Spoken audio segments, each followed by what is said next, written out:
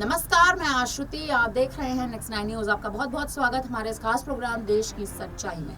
बात करेंगे आज दिल्ली को लेकर, क्योंकि दिल्ली में लगातार जो चुनावी परिस्थितियां हैं वो बिगड़ती जा रही हैं। मनीष सिसोदिया 17 महीने के बाद जेल से बाहर आ चुके हैं, लेकिन सवालों का दौर लगातार इसी बात पर है कि सिसोदिया की रिहाई, अरविंद केजरीवाल की रिहाई क्या मुमकिन होगी? क्योंकि मनीष सिसोदिया तो रिहा हो चुके हैं, लेकिन क्या सिसोदिया की रिहाई से अरविंद केजरीवाल की रिहाई के ताल्लुकात बनाए जा सकते हैं? इस वक्त आम आदमी पार्टी दिल्ली में लगातार अपनी नींव को, अपनी पार्टी को, अपने पार्टी के जनाधार को मजबूत करने का प्रयास कर रही है। मनीष सिसोदिया की बात कर ली जाए तो 17 महीने के बाद जेल से रिहाई होना, लगातार 17 महीने से जेल में बंद थे, याचिकाओं पे याचिकाएं दायर कर रहे थे, लगातार सुनवाइयों का दौर चल रहा था, लेकिन मनीष सिसोदिया को रिहाई नहीं मिली थी। कहा यह जा रहा है कि अरविंद केजरीवाल की स्थिति भी अब मनीष सिसोदिया जैसी हो सकती है।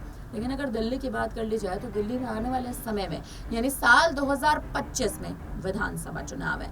विधानसभा चुनाव के लिए इस वक्त दिल्ली की परिस्थिति मजबूत होना ज्यादा जरूरी है, ना कि वो परिस्थितियां कमजोर होना।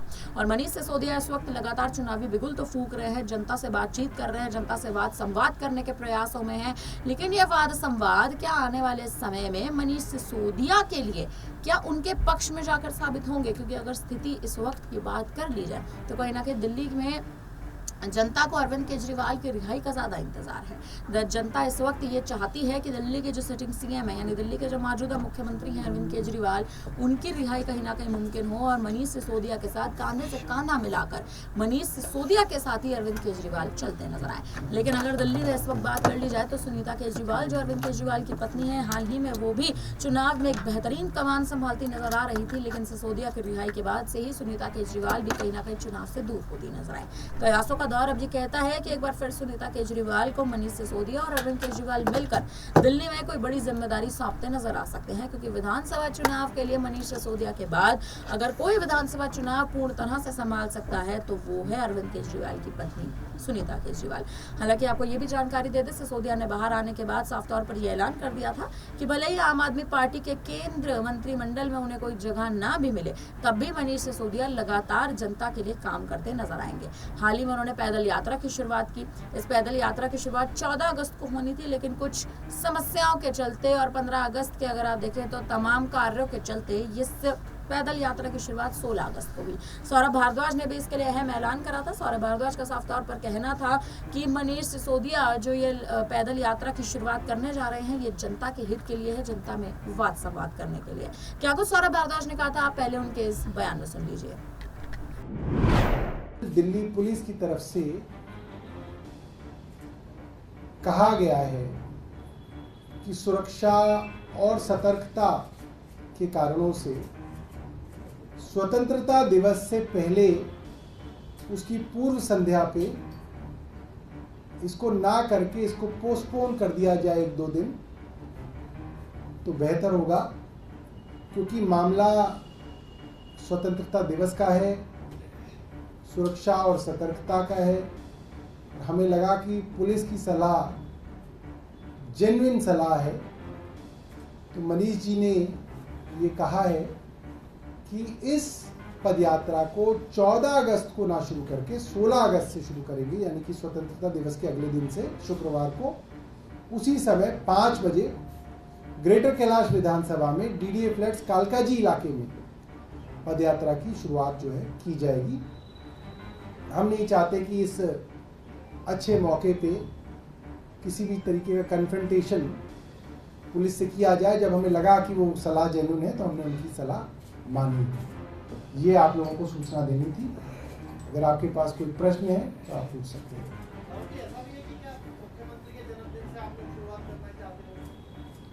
देखिए, ये हमारा जो है मंशा नहीं थी।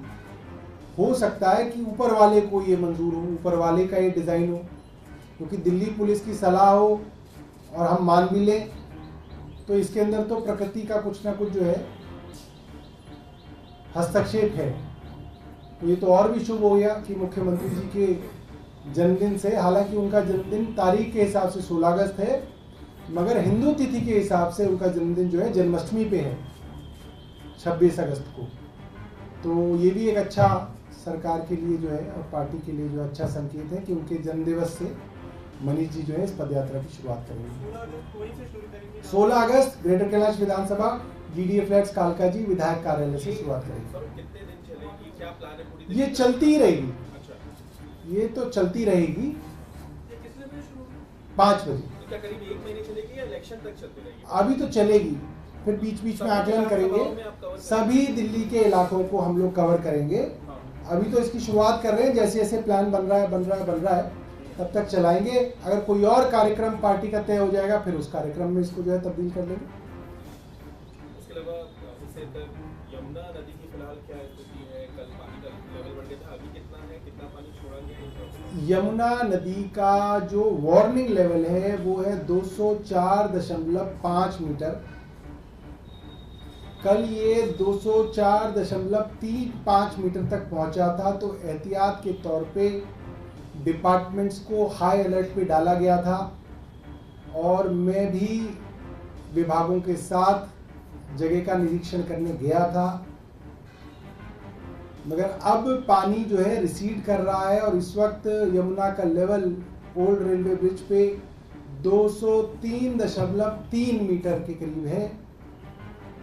तो कहा जा सकता है कि अभी कोई ऐसे खतरे की बात नहीं है और हथनी कुंड बराज से करीब 10,000 क्यूसेक पानी छोड़ा जा रहा है। तो मुझे नहीं लगता कि अभी कुछ दिनों तक जो है इस लेवल के बढ़ने की आशंका है।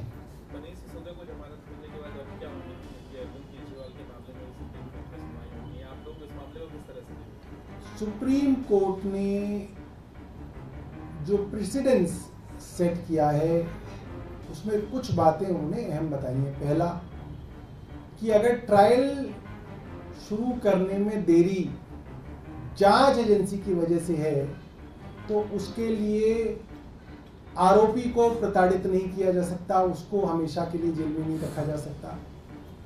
दूसरा, मामला चाहे पीएमएलए का भी क्यों ना हो, 45 सेक्शन की जमानत को ओवरराइड करेगा article 21 of the constitution. Bail is a right, jail is an exception. तो मुझे लगता है कि उस आधार पर ही अरविंद केजरीवाल जी को भी इसके अंदर राहत मिलनी चाहिए।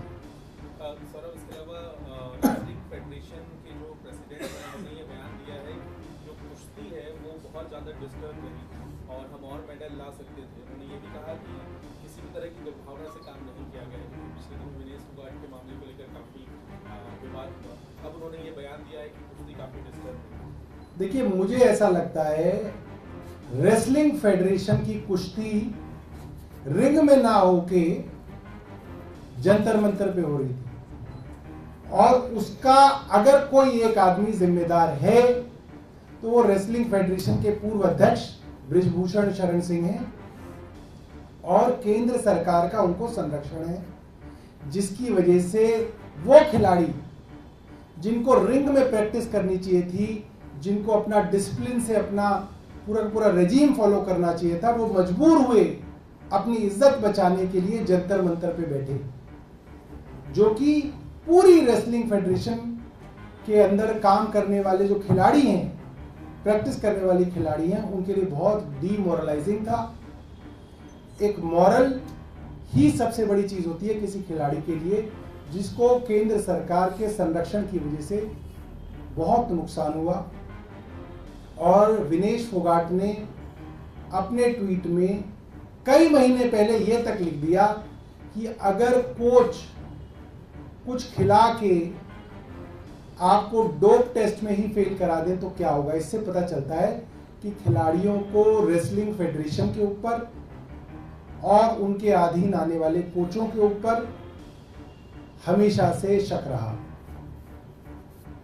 और कुछ कल जो एसडी की तरफ से कहा गया कि कैलाश गहलोत झंडा फहराएंगे, आप लोग लगातार आदेशी का नाम आगे कर रहे थे, सीएम की तरफ से भी यही बताया गया था भोपाल में जब गए थे मिलने, लेकिन अब कैलाश गहलोत का नाम कैसे फाइनल किया गया, इसे कैसे देखना पड़ेगा?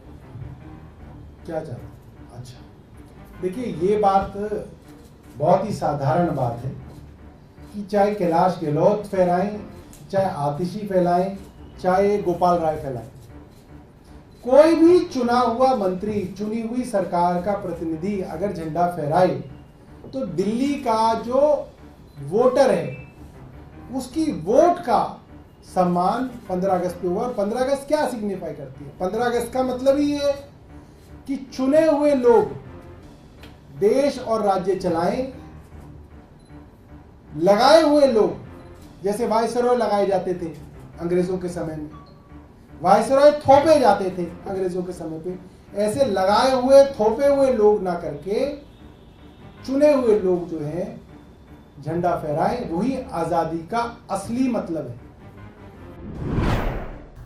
तो सुना आपने किस तरह से सौरभ भारद्वाज साफ तौर पर कहते नजर आए थे, मनीष सिसोदिया का समर्थन करते नजर आए थे। वहीं दूसरी ओर जो तमाम तस्वीरें मनीष सिसोदिया को लेकर लगातार वायरल होती नजर आ रही थी कि मनीष सिसोदिया पैदल यात्रा करके जनता से वाद संवाद कर रहे थे, अरविंद केजरीवाल की कमी को कहीं ना कहीं पूरा करने के प्रयासों में भी थे, क्योंकि दिल्ली में मुख्यमंत्री अरविंद केजरीवाल का जेल में बंद रहना, मनीष सिसोदिया का जेल से बाहर आना कहीं ना कहीं तमाम मुद्दों को इस वक्त झलकाता नजर आता है। फिलहाल अब इस पूरी खबर पर जिस हिसाब से मनीष सिसोदिया की पैदल यात्रा की शुरुआत, सौरभ भारद्वाज का बयान, अरविंद केजरीवाल की रिहाई, इस पर अब आप क्या कहेंगे? आप कमेंट करके हमें जरूर बताइएगा। तमाम बड़ी खबरों के लिए बने रहिए हमारे साथ, देखते रहिए नेक्स्ट टाइम न्यूज।